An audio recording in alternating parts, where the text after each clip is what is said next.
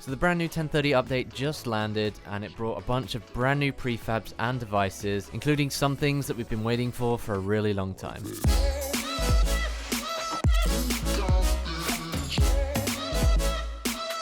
The main prefab set that got added in this latest update is the Heroes and Villains set.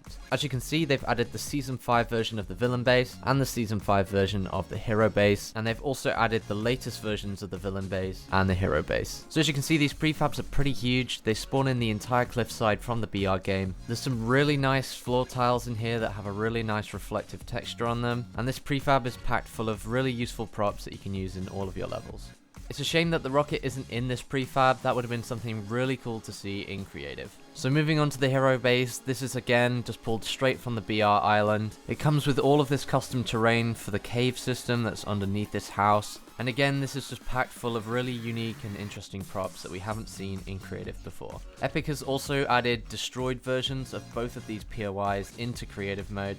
And these are going to be absolutely amazing for finding a bunch of different props that you can use, especially with Halloween right around the corner. You can pull these prefabs apart and use all of these destroyed panels and walls and floors and stuff like that to create some really run-down haunted houses just in time for Halloween. Epic has also added another variant to the terrain pieces. This one has grey rocks with grass. All of the prop rocks in creative right now are grey, so this just makes the most sense, especially when you're trying to create custom landscapes for your levels. So moving on to devices, they have finally added the vending machine to the game. This has been something that we've been asking for since like March, and it's finally here in the devices section. So when you first throw it down, it is completely empty and shows this question mark. You can change a bunch of different options on this vending machine, including setting the price for the item inside, choosing whether or not you want to give bonus ammo when someone buys a weapon. You can also use triggers and receivers right from the start with this vending machine. So right from the start, we've got lots of customizability on this vending machine. So to put weapons into this machine, it works the same as all the other devices. All you have to do is open up the menu, go over to your play section, and then just drop the weapons in front of the machine.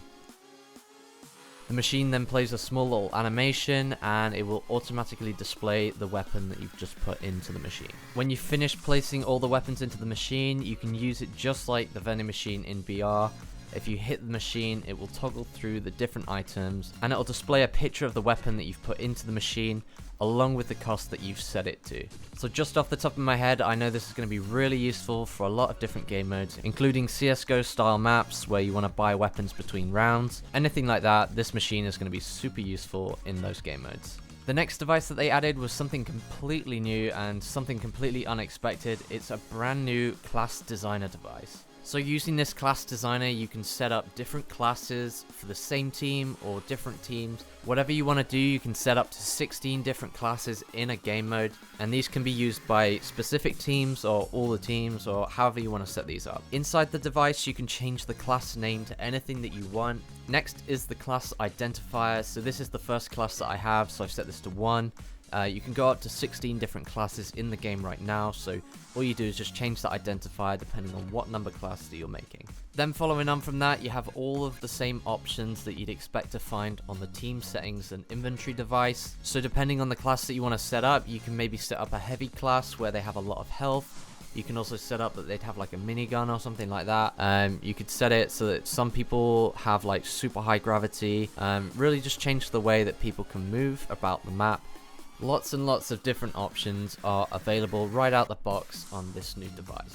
To be able to add weapons to this device, it works the exact same way as all the other devices in the game. All you have to do is open up your inventory, go over to the play section, and just drop the weapon nearby the device. And once it's been picked up, it will show a small little preview of the weapon above the device. There's a brand new device that allows you to assign this class to a player in game, and that's called the class selector. Inside the class selector, it allows you to specify which class, 1 to 16, that you want to assign to the player when they walk through this zone. You can also specify whether or not a certain team is only allowed to turn into this class. You can also set how long it takes for people to be able to turn into this. This would be really awesome for some sort of King of the Hill style zone, where maybe you hold down a certain zone and you get rewarded with a new gun, or you just turn into this crazy like unstoppable beast or something like that. Anything like that you can do with the time to switch setting and just adjusting how long it takes for them to actually turn into the class. You can also set whether or not to force the player to respawn when they switch to a new class. By default, that's left as off, but I can see reasons why you might want to turn that on. You can also adjust the size of the zone to make it bigger or smaller, depending on whatever you need. You can also change the way that the zone looks in game, whether or not you want it to be visible or anything like that, including the color. And right out the box, this device comes equipped with loads of different options for setting up triggers and receivers using this device.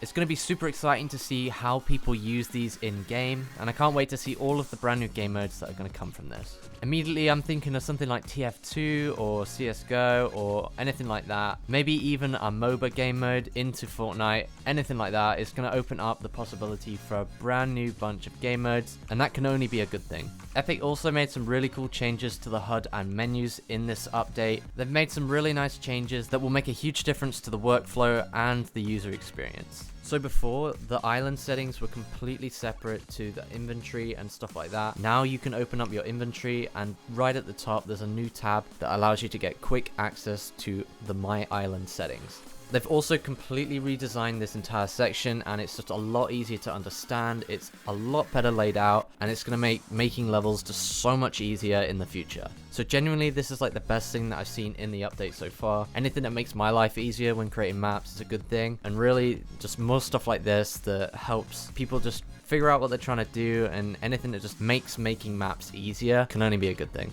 Another major change that they made to an existing device is the triggers. They've increased the number of channels that you can have all the way up to 50 different channels. That's absolutely huge. Believe it or not, 32 wasn't enough. My Bed Wars map that we made, KK Slider did a great job on the mechanics there, and he literally used all 32 channels. So increasing the number of channels to 50 is absolutely great. Just allows us to just go crazy with the mechanics, and really we'll start seeing some really nice unique game modes coming out in the future. Another change to an existing device is the ball spawner. They have added text options to this device now.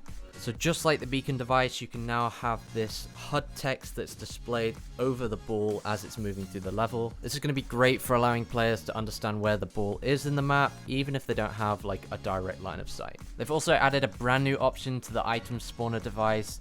Basically, this allows you to continuously spawn items from this device now. So basically, it allows you to keep spawning items from this device, even if the previously spawned item hasn't been picked up yet. This is going to be great for a bunch of different things, like resource generators. You can now have the resources add up instead of being capped at just the single spawn rate. So basically, before you would have had a resource generator that maybe generates 100 wood every minute, and then every time that you go back to that, even if it had been 10 minutes, it would still only have 100 wood at that item spawner. So for a resource generator, ideally it would have just continued spawning 100 wood every minute, and then when you come back in 10 minutes time, it would have 1,000 wood for you to be able to collect. Using this new continuously spawns items setting will allow you to make that happen. That allows you to customize the movement speed of these zombies. You can now set them to very slow or all the way up to very fast. So now you can have an army of terrifyingly fast zombies running around and causing havoc in your levels. And they're all of the main things that got changed and added in this 10.30 update. I just want to apologize to everyone for not being around and uploading in the last 2 weeks. I started on this speed build video, which is going to be my greatest build ever. I'm like so happy with the way it's turning out. Long story short, I thought it was going to take me 3 days to make this thing, and 2 weeks later it's still not done. So honestly, when you guys see it, it's going to be absolutely amazing. I am working flat out to get that finished for you guys. But in the meantime, I'm very aware that I need to start making more videos. So if you have any video suggestions for me, leave them in the comments below, and I'll see what I can do in terms of making tutorials and stuff like that, whatever you want to see. But that speed build video is still coming, and I'm really excited to be able to show that off to you when it gets finished. But that being said, guys, if you did enjoy today's video, make sure to like, comment, and subscribe, and I'll see you guys in the next video.